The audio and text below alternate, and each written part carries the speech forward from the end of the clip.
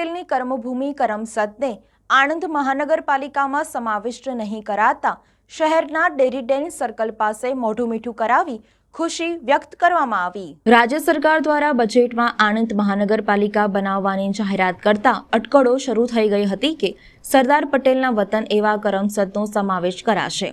કરમસદ વાસીઓ અને રાજકીય નેતાઓએ સરદાર પટેલની કર્મભૂમિ સન્માન જળવાઈ રહે તે માટે વિરોધ કર્યો હતો। ધીમે ધીમે વિરોધ વ્યાપક બન્યો હતો ત્યારે આધારભૂત વર્તુળો થકી મળતી માહિતી પ્રમાણે રાજ્ય સરકારે સૂચિત આણંદ મહાનગરપાલિકામાં કરમસદને નહીં સમાવવા નિર્ણય કર્યો છે। સરકારે આ નિર્ણય લઈ સરદાર પટેલના વતનની ઓળખ કરમસદનું સન્માન જળવાઈ રહે તે હેતુથી લીધો હોવાનું રાજકીય વર્તુળોમાં ચર્ચાઈ રહ્યું છે। હવે પ્રશ્ન એ છે કે કરમસદ હટી જાય તો 40,000ની વસ્તી દર્શાવવા કયા ગામોનો સમાવેશ કરવો તે અંગે તંત્ર મૂંઝવણમાં મુકાઈ ગયું છે।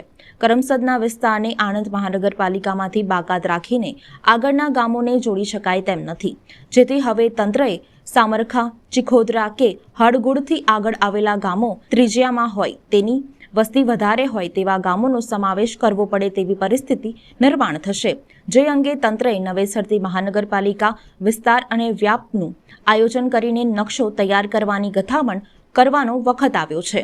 સરદાર પટેલ સન્માન સંકલ્પ સમિતિ દ્વારા પણ કરમસદના સમાવેશ મુદ્દે વિરોધ વ્યક્ત કરવામાં આવ્યો હતો।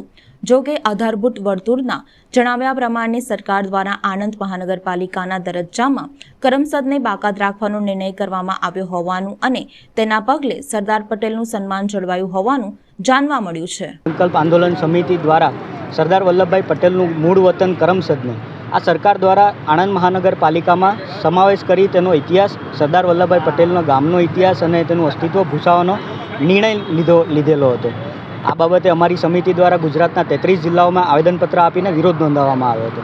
આ બાબતને ધ્યાનમાં લઈ ગુજરાત સરકારે ગઈકાલે કરમસદ ગામને આણંદ મહાનગરપાલિકામાં સમાવેશ ન કરવાનો નિર્ણય લીધો છે। ગુજરાત સરકારના આ નિર્ણયને અમારી સમિતિ દ્વારા આ નિર્ણયને સ્વાગત કરે છે અને આવકારે છે। સાથે સાથે અમારી જે મુખ્ય લડત છે મોઢેરા સ્ટેડિયમનું નામ ફરીથી સરદાર વલ્લભભાઈ પટેલ સન્માનભેર પુનઃસ્થાપિત થાય તે લડત અમે પૂરી મક્કમતાથી અને દ્રઢતાથી લડીશું અને જીતીશું। આના અનુસંધાને વડોદરા જિલ્લા સમિતિ દ્વારા અમે આજે ગુજરાત સરકારના નિર્ણયને આવકારીએ છીએ અને અમે સમિતિના દરેક સભ્યો મીઠાઈ ખવડાવીને અમે ઉજવણીનો કાર્યક્રમ કર્યો છે।